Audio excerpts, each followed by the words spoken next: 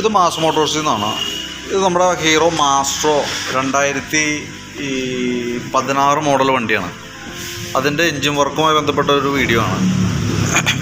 നിലവിൽ വണ്ടിക്ക് അത്യാവശ്യം ഓയിലൊക്കെ തീർന്നിട്ട് പിസ്റ്റണൊക്കെ പിടിച്ച് നല്ല രീതിയിൽ അവസ്ഥയിലേക്ക് എത്തിയിരുന്ന വണ്ടിയാണ്. അപ്പോൾ നമ്മളതിൻ്റെ ചെയ്യുന്ന വർക്കിൻ്റെ ഒരു ഡീറ്റെയിൽ, ചെയ്യുന്ന വർക്കിൻ്റെ രീതിയിൽ മാറ്റുന്ന പാർട്സുകളും അതിൻ്റെ ഡീറ്റെയിൽസൊന്നും എക്സ്പ്ലെയിൻ ചെയ്യാൻ വേണ്ടിയിട്ടാണ്. നിലവിൽ നമുക്ക് അതിൻ്റെ സിലിണ്ടർ പിസ്റ്റണൊക്കെ ഫുള്ള് ഡാമേജ് ആയിട്ട് പോയിരുന്നു. അപ്പോൾ നമ്മൾ സിലിണ്ടർ പിസ്റ്റൺ മാറ്റി പുതിയ സിലിണ്ടർ പിസ്റ്റൺ ഇടണേ. അതേപോലെ ക്രാങ്ക് ഷാഫ്റ്റൊക്കെ കംപ്ലൈൻ്റ് ആണ്. അപ്പോൾ നമുക്കത് ക്രാങ്ക് ഷാഫ്റ്റ് നമ്മൾ ലേത്തിൽ കൊടുത്തിട്ട് നമ്മൾ സെറ്റ് ചെയ്ത് കറക്റ്റ് അലൈൻമെൻറ്റിൽ സെറ്റ് ചെയ്ത് റെഡിയാക്കി എടുത്തിട്ടുണ്ട്. അതിൻ്റെ ചെയ്ത ഡേറ്റാണ് ഇതിനകത്ത് മെൻഷൻ ചെയ്തേക്കുന്നത് കേട്ടോ. പിന്നെ അതുപോലെ തന്നെ ഹെഡ് ലെയ്ത്തിൽ കൊടുത്തിട്ടുണ്ടായിരുന്നു. അതിൻ്റെ വാൽവൊക്കെ മാറ്റി, വാൽവ് സീറ്റിംഗ് ഒക്കെ ചെയ്ത് വാൽവിൻ്റെ ഒരു ഗൈഡ് മാറ്റാനുണ്ടായിരുന്നു. അതൊക്കെ മാറ്റി നമ്മൾ റീസെറ്റ് ചെയ്തിട്ടുണ്ട്. അതേപോലെ ക്യാം ഷാഫ്റ്റ്, ഇതിൻ്റെ ഉള്ളിലിരിക്കുന്ന ഈ ക്യാം ഷാഫ്റ്റ് യൂണിറ്റിൻ്റെ സൈഡ് ബെയറിങ്ങുകൾ, 2 സൈഡ് ബെയറിങ് കംപ്ലൈൻറ്റ് ഉണ്ടായിരുന്നു. അത് ശരിക്കും പറഞ്ഞാൽ ഓയിൽ കുറഞ്ഞു ഓടി കഴിഞ്ഞ് കഴിയുമ്പോൾ വണ്ടി ഓവറായിട്ട് ഹീറ്റിംഗ് വരും. ഹീറ്റിംഗ് വന്ന ഭാഗത്ത് നല്ല രീതിയിൽ ചൂട് വരും. ഓയിൽ ഇല്ലാതിരിക്കുകയും എൻജിൻ ചൂടാവുകയും ചെയ്യുമ്പോൾ ഈ ബെയറിങ്ങുമായി ബന്ധപ്പെട്ട എല്ലാ ഭാഗങ്ങളിലേക്കും ആ കംപ്ലൈൻറ്റ് സ്പ്രെഡ് ചെയ്യും. കാരണം പിന്നീട് നമ്മളിത് മാറ്റാതെ കൊണ്ട് നമ്മൾ റീസെറ്റ് ചെയ്താലുള്ള പ്രോബ്ലം എന്ന് വെച്ചാൽ ചെറിയൊരു പ്ലേ ഒക്കെ നമുക്ക് ഇളക്കി നോക്കുമ്പോൾ കാണുള്ളൂ.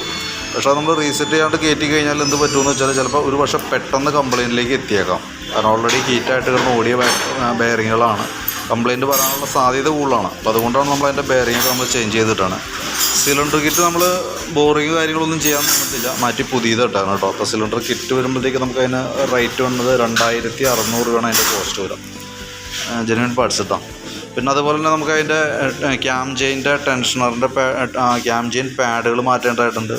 ടെൻഷനർ നോക്കിയിട്ട് അത് ആവശ്യമാണെങ്കിൽ നമുക്കത് ചേഞ്ച് ചെയ്യണം. പിന്നെ അതേപോലെ തന്നെ പ്ലഗൊക്കെ ഒന്ന് ചേഞ്ച് ചെയ്ത് പുതിയ പ്ലഗ് ഇടുന്നുണ്ട്. കാരണം നമുക്ക് ആ ഭാഗം ക്ലിയർ ചെയ്ത് പോകാൻ വേണ്ടിയിട്ടാണ്. പിന്നെ എൻജിൻ്റെ ഉള്ളിൽ തന്നെ ആ ടൈമിങ് ചെയിൻ, ക്യാം ചെയിൻ എന്ന് പറയും, 170 രൂപയാണ് അതിൻ്റെ കോസ്റ്റ്. അപ്പോൾ അഴിക്കണ കൂട്ടത്തിൽ കൂടെ തന്നെ നമ്മൾ ക്ലിയർ ചെയ്ത് പോകുന്നുണ്ട്. കാരണം സ്വാഭാവികമായിട്ടും അതിനൊക്കെ ഒരു വലിച്ചിൽ വന്നിട്ടുണ്ടാവും. വണ്ടി പെട്ടെന്ന് ഓടി വലിച്ച് സ്റ്റക്കായിട്ട് നിന്നതാണ്. അപ്പോൾ അത് സ്വാഭാവികമായിട്ടും അതൊക്കെ ഓവറായിട്ട് വലിയാനായിട്ടുള്ള സാധ്യതയുണ്ട്. കാരണം നല്ല രീതിയിൽ ചൂടായിരിക്കുന്ന സമയത്താണ് ഈ വണ്ടി ജാമാവണത്. നല്ലോണം ഓടി ചൂടാവുന്ന സമയത്താണ് പിടിച്ച് ജാമായി നടക്കുന്നത്. അപ്പോൾ അങ്ങനെ വരുമ്പോൾ സ്വാഭാവികമായിട്ടും അതൊക്കെ നമുക്കൊരു മുൻകരുതലിൻ്റെ ഭാഗമായിട്ട് മാറ്റിയിടാന്നുള്ളത്. പിന്നെ എഞ്ചിനും നമ്മൾ ഇത്രയും പൈസ മുടക്കിയിട്ട് പിന്നീട് ഒരു കംപ്ലൈൻറ്റ് വന്നാൽ നമുക്ക് വീണ്ടും അതൊരു അധിക ചിലവായിട്ട് വരും എന്നുള്ളത് കൊണ്ടാണ് നമ്മൾ അതൊക്കെ ചേഞ്ച് ചെയ്യുന്നത്. കാരണം അതിനുള്ള കോസ്റ്റാണ് നമുക്കതിന് വന്നുള്ളൂ. പിന്നെ ഹെഡ് കവറിൻ്റെ ഗ്യാസ്കറ്റുകൾ, ഗിയർ ബോക്സിൻ്റെ ഓയിലും കൂടി നമ്മൾ കൂട്ടത്തിൽ മാറ്റി വിടുന്നുണ്ട്. എഞ്ചിൻ ഓയിലും മാറും, ഗിയർ ബോക്സിൻ്റെ ഓയിലും കൂടിയൊക്കെ മാറ്റി നമ്മൾ റീസെറ്റ് ചെയ്യുന്നുണ്ട്.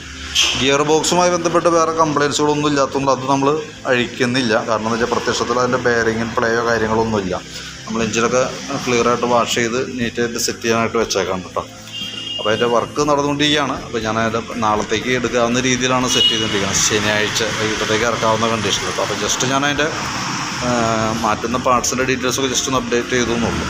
പിന്നെ എന്ന് വെച്ചാൽ നമുക്കൊരു 1 ഇയർ വാറണ്ടി ഉണ്ട്. 1 വർഷത്തെ വാറണ്ടിയിലാണ് നമ്മൾ വർക്ക് ചെയ്യണത്. അപ്പോൾ അതുകൊണ്ട് തന്നെ നമ്മൾ ആഫ്റ്റർ സർവീസ് കറക്റ്റായിട്ട് നമ്മൾ ഫോളോ ചെയ്യുക എന്നുള്ളതാണ്. ഓയിൽ ചേഞ്ച്, അത് എഞ്ചിനുമായി ബന്ധപ്പെട്ട് വന്ന സർവീസുകളൊക്കെ കൃത്യമായിട്ട് ഫോളോ ചെയ്യുക എന്നുള്ളതാണ് നെക്സ്റ്റ് നമുക്ക് അടുത്ത സ്റ്റെപ്പ് ചെയ്യാനുള്ളത്. ഓക്കെ, അതിൻ്റെ ഡീറ്റെയിൽസിന് വർക്ക് കംപ്ലീറ്റ് ആയിക്കുമ്പോൾ കറക്റ്റായിട്ട് നമുക്ക് ഏതൊക്കെ കിലോമീറ്ററുകൾ എങ്ങനെയൊക്കെ സർവീസ് വരാം അതൊക്കെ കൃത്യമായിട്ട് ഞാൻ എക്സ്പ്ലെയിൻ ചെയ്ത് തരാം. അപ്പോൾ അതും പ്രകാരം നോക്കിയിട്ട് ചെയ്താൽ മതി കേട്ടോ. അപ്പോൾ ഓക്കെ, വർക്ക് നടന്നുകൊണ്ടിരിക്കുകയാണ്. ഞാൻ ജസ്റ്റ് ഡീറ്റെയിൽസ് അപ്ഡേറ്റ് ചെയ്തേക്കാം. ഓക്കെ, കോൺടാക്റ്റ് ചെയ്യാം. വാട്സാപ്പിലേക്ക് അതിൻ്റെ ഡീറ്റെയിൽസ് ഇട്ടേക്കാം. ഓക്കെ.